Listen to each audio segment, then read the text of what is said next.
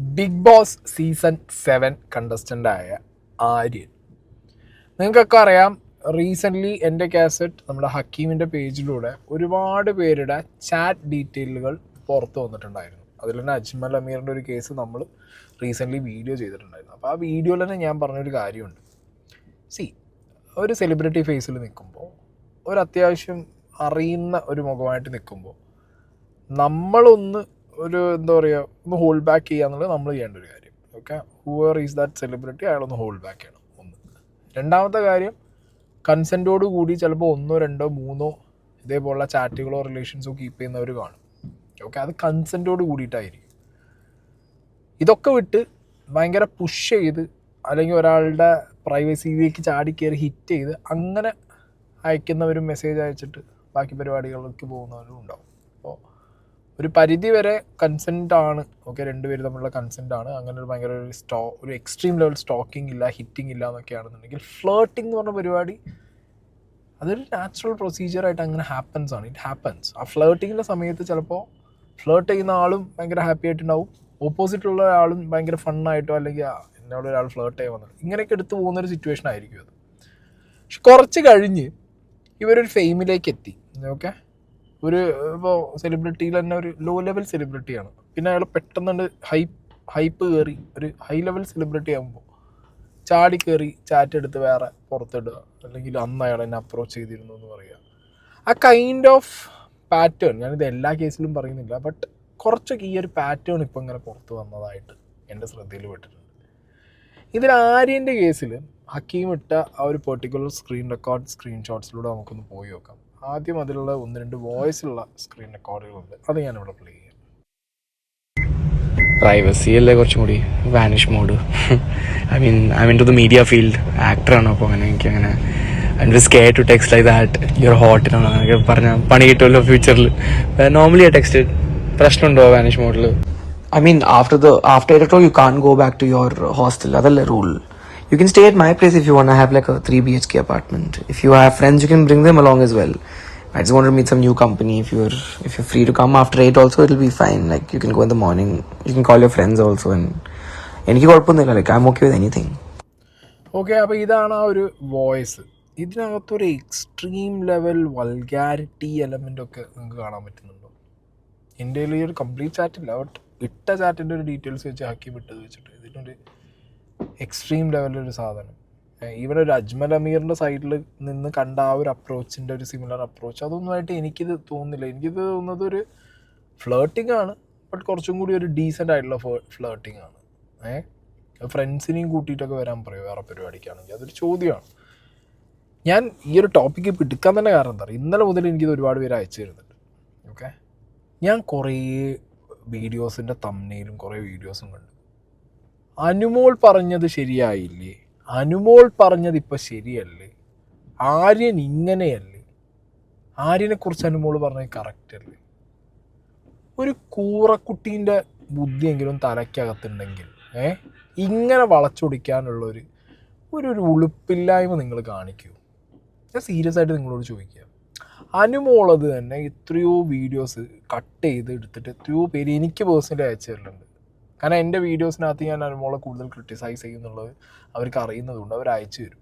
But ഞാൻ ഒരിക്കലും വന്ന് കയറിയിട്ട് അനുമോളുടെ ആ ഒരു വീഡിയോസോ അല്ലെങ്കിൽ ആ പുറത്തുള്ള ആ സംഗതി ആ സാധനങ്ങൾ എടുത്തു വെച്ച് അനുമോളെ ക്രിട്ടിസൈസ് ചെയ്യാനെങ്കിൽ ഞാൻ നിൽക്കാറില്ല. നമ്മൾ നിൽക്കാൻ പാടില്ല എന്നേ ഞാൻ അതെനിക്ക് പറയാനുള്ളത്.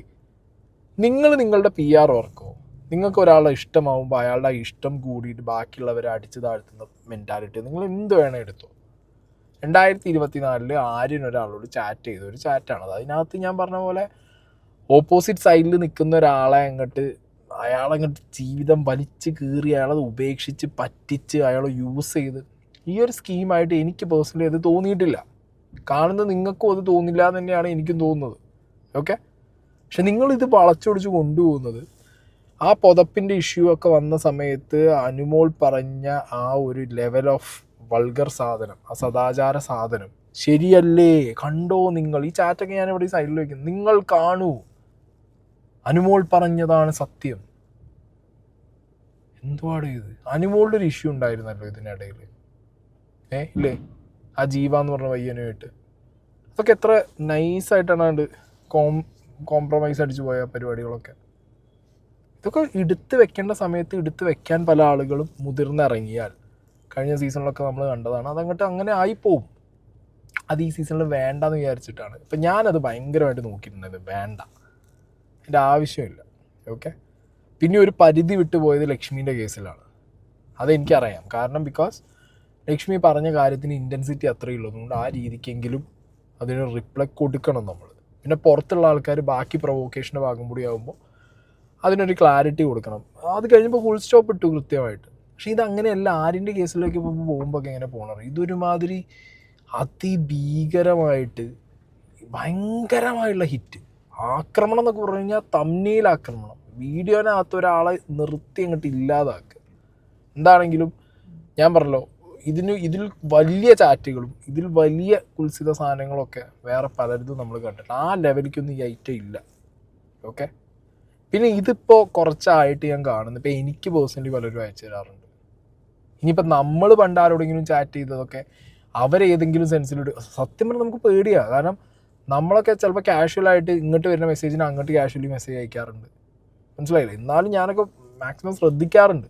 ബട്ട് സ്റ്റിൽ നമ്മളൊക്കെ അയക്കുമ്പോൾ അത് അപ്പുറത്ത് നിൽക്കുന്ന ആൾ ചിലപ്പോൾ ഒരു 4, 5, 2, 3 കൊല്ലം കഴിഞ്ഞിട്ട് ഇതിൻ്റെ ഒരു കട്ട് മാത്രം എടുത്ത് വേറൊരാൾക്ക് അയച്ചു കൊടുത്തിട്ട്, കണ്ടോ നിങ്ങൾ ഇവൻ ഇങ്ങനെ ചാറ്റ് ചെയ്തു, ഇങ്ങനെയൊക്കെ അയച്ചു കൊടുത്തു കഴിഞ്ഞാൽ കഴിഞ്ഞിടെ ആണുങ്ങളെ പണി തീർന്ന് പെട്ടി കിടക്കി എടുത്ത് വെച്ച് നാട് വിടുകയാണ് ആണുങ്ങൾക്ക്. പിന്നെ നല്ല ഇത് ഇത് ഞാൻ പറഞ്ഞല്ലോ, ആവാം ജെനുവിൻ കേസുകൾ വരുന്ന സമയത്ത് ജെനുവിനായിട്ട്. ഇപ്പോൾ അജ്മൽ അമീറിൻ്റെ കേസ് ഞാൻ എടുത്ത് ചെയ്യാൻ തന്നെ കാരണം എന്തായിരുന്നു, അതിനകത്ത് 1-2 വേറെ കേസുകളും അവർക്ക് ഭയങ്കര അയാൾ അങ്ങോട്ട് അപ്രോച്ച് ചെയ്ത് പുഷ് ചെയ്ത സാധനങ്ങളുണ്ട്. മനസ്സിലായി? കേസിന് പോകാൻ അവരെ കൊണ്ട് പറ്റാത്തത് കൊണ്ടും അവർ പോവാതിരിക്കുന്നത് കൊണ്ടും അതിൻ്റെ ഒരു ഗ്രാവിറ്റിയിൽ അത് എത്തിയില്ല. ബട്ട് സ്റ്റിൽ അങ്ങനെ അയാളുടെ ഭാഗത്തുനിന്ന് ഒരു എക്സ്ട്രീം ലെവൽ ഹിറ്റിങ് അത് നടന്ന്, ഞാൻ അന്ന വീഡിയോ പറഞ്ഞിട്ട് ഒരു എക്സ്ട്രീം കോഴി ലെവൽ ഹിറ്റിങ് നടത്തിയിട്ടുണ്ട്. അതിന് ഒരുപാട് പേര് അതിൻ്റെ കാര്യങ്ങൾ തുറന്ന് എനിക്കൊരുപാട് പേര് ഡീറ്റെയിൽ ആയിട്ട് മെസ്സേജ് അയച്ചിട്ടുണ്ട്. കുറച്ച് ഇപ്പോൾ ഞാൻ നോക്കുന്ന സമയത്ത് 1-2 റീസെൻറ്റ് വീഡിയോയുടെ അടിയിൽ, ഓക്കെ, ആരുടെ വീഡിയോ എന്ന് ഞാൻ ഓർക്കുന്നില്ല, 2-3 വീഡിയോയുടെ അടിയിലൊക്കെ ജെനുവിൻ പ്രൊഫൈലുകൾ ഒന്ന് കമൻറ്റ് ചെയ്തിട്ടുണ്ട്.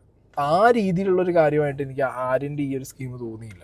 ഓക്കെ. പിന്നെ ഇത് ഇപ്പോൾ ബിഗ് ബോസിലെ ഈ ഗെയിമുമായിട്ട് റിലേറ്റ് ചെയ്ത് അനുമോള് പറഞ്ഞതൊക്കെ ആയിട്ട് റിലേറ്റ് ചെയ്ത് ഈ ഇടുന്നതിനോടൊന്നും യോജിക്കാൻ പറ്റില്ല.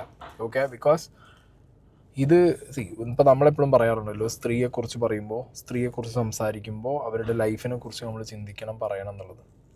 ഇതിൻ്റെ ഒരു എക്സ്പ്ലനേഷൻ തരാൻ ആര്യൻ ഇപ്പോൾ അവിടെ ഇല്ല. ആര്യൻ ബിഗ് ബോസ് ഹൗസിനകത്താണ്. ആര്യൻ പുറത്തിറങ്ങിയതിന് ശേഷം ഇപ്പോൾ ആര്യൻ ഉള്ള ടൈമിലാണ് ഇത് കിട്ടിയെന്നുണ്ടെങ്കിൽ ഇതിൻ്റെ ഒരു എക്സ്പ്ലനേഷൻ ആര്യൻ്റെ സൈഡിൽ നിന്ന് കിട്ടുമായിരിക്കണം. ഓക്കെ. അല്ലാതെ ഇത് ചുമ്മാ ഇതേപോലെ, ഇതിപ്പോൾ ഹക്കീമിൻ്റെ പ്രൊഫൈൽ അങ്ങനെയാണ്, എൻ്റെ ഗ്യാസ് എന്നുള്ള പ്രൊഫൈൽ അങ്ങനെയാണ്, ഇങ്ങനത്തെ കാര്യങ്ങളൊക്കെ എക്സ്പോസ് ചെയ്യുന്ന, അല്ലെങ്കിൽ ഇങ്ങനത്തെ സ്റ്റോറീസ് വരുമ്പോൾ ഇങ്ങനത്തെ കാര്യങ്ങൾ കിട്ടുമ്പോൾ അവൻ നോക്കാറുണ്ട്, അവൻ ടോപ്പ് ടു ബോട്ടം നോക്കാറുണ്ട്.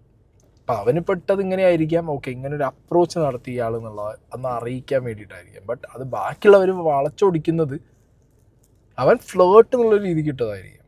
പക്ഷെ ബാക്കിയുള്ളവരതൊരു എക്സ്ട്രീം ലെവൽ കുൽസിതം വൾഗാരിറ്റി ലെവലിലേക്കൊക്കെ വളച്ച് തിരിച്ച് അത് അനുമോള് പറഞ്ഞ കണ്ടന്റിലേക്ക് കൊണ്ടുപോയി. എന്തോന്നറിയാം, ജിസേൽ ഇപ്പോഴും പുറത്തുണ്ട്, അവരിത് അറിയില്ല, അവരിതൊന്നും റിയാക്ട് ചെയ്യാൻ പോകുന്നില്ല. ബട്ട് സ്റ്റിൽ ഇതല്ല അറ്റാക്ക് ചെയ്യേണ്ട രീതി എന്നാണ് എനിക്ക് പറയാനുള്ളത്. ലാസ്റ്റ് സീസണിൽ തന്നെ ഒരുപാട് തെറ്റുകൾ പറ്റി, ഒരുപാട് എന്താ പറയുക, അത് റിഗ്രറ്റ് എന്ന് പറഞ്ഞൊരു ഫേസ് ഇല്ലേ. ബിഗ് ബോസ് ഷോ ഇനിയും വരും. ഇപ്പോൾ ഓരോ സീസണിലും ഓരോന്ന് മാറി മാറി ബിഗ് ബോസ് കളിക്കുന്നത് ഉള്ളിലുള്ള കണ്ടസ്റ്റൻസും അതിൻ്റെ ടീമും മാത്രമല്ല, പുറത്തുള്ളവരും കൂടിയാണ്. മനസ്സിലായില്ല? ലാലേട്ടൻ പറയുന്ന പോലെ പ്രേക്ഷകരും റിവ്യൂ ചെയ്യുന്ന, അല്ലെങ്കിൽ അതിൽ അഭിപ്രായം വന്ന നമ്മൾ എല്ലാവരും കൂടിയാണ് ഈ സാധനം കളിക്കേണ്ടത്. നമ്മളെല്ലാവരും കൂടി ഉള്ളൊരു കളിയാണ്. അതിനകത്ത് കുറച്ചും കൂടി ഒരു ഫെയർ സാധനം വെക്കാൻ ശ്രമിക്കാമെന്ന് എനിക്ക് പറയാനുള്ളൂ. ഞാനിത് കണ്ടപ്പോൾ എനിക്ക് ഭയങ്കര ബാഡ് ഡിസൈഡ് ചെയ്ത്, എന്തൊക്കെ തമ്മിൽ അറിയിട്ടിട്ടുള്ളത്, എന്തൊക്കെ ഒരെണ്ണ ടൈറ്റിലിട്ടുള്ളത്, മോശമാണത്.